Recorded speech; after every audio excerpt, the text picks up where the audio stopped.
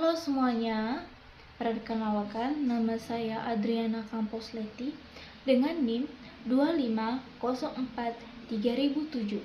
Saya merupakan mahasiswa aktif dari program studi Manajemen Sumber Daya Manusia Sektor Publik dari Politeknik Elbajo Komodus.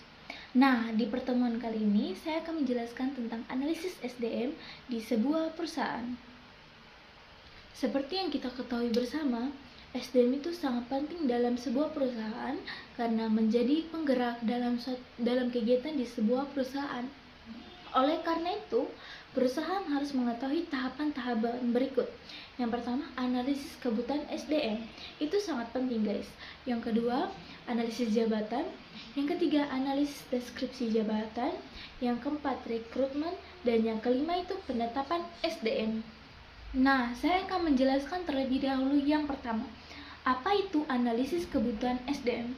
Analisis kebutuhan SDM adalah proses menentukan jumlah dan jenis karyawan sesuai dengan kebutuhan perusahaan.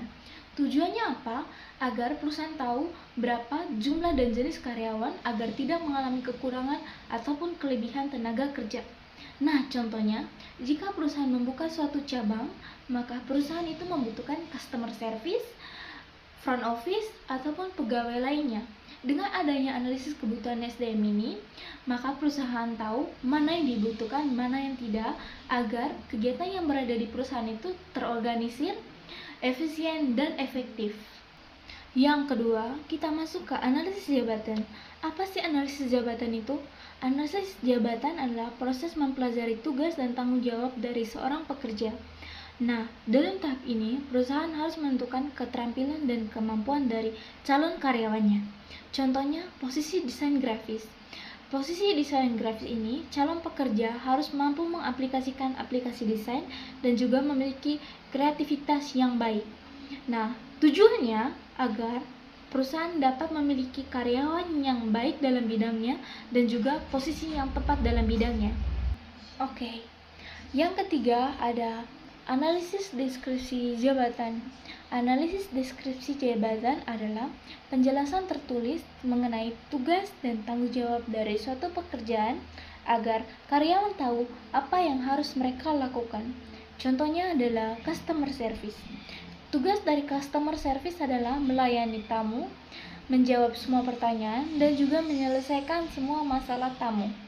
Dengan adanya deskripsi jabatan ini, pekerjaan lebih teratur dan terarah. Nah, yang keempat ada rekrutmen. Rekrutmen adalah proses mencari dan menarik calon karyawan sesuai dengan kebutuhan perusahaan.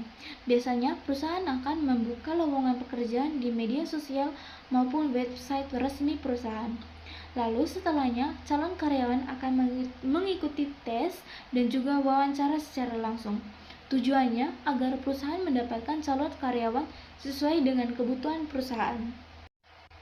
Yang terakhir, kita masuk di penetapan SDM. Penetapan SDM adalah proses menetapkan karyawan sesuai dengan kemampuan yang dimiliki. Setelah lolos seleksi, karyawan ditempatkan sesuai dengan keterampilan dan pendidikan yang mereka miliki. Contohnya, seorang memiliki kemampuan di bidang komunikasi ditempatkan di bagian pelayanan. Dengan penetapan SDM yang tepat, maka perusahaan memiliki produktivitas dan kualitas kerja yang bagus.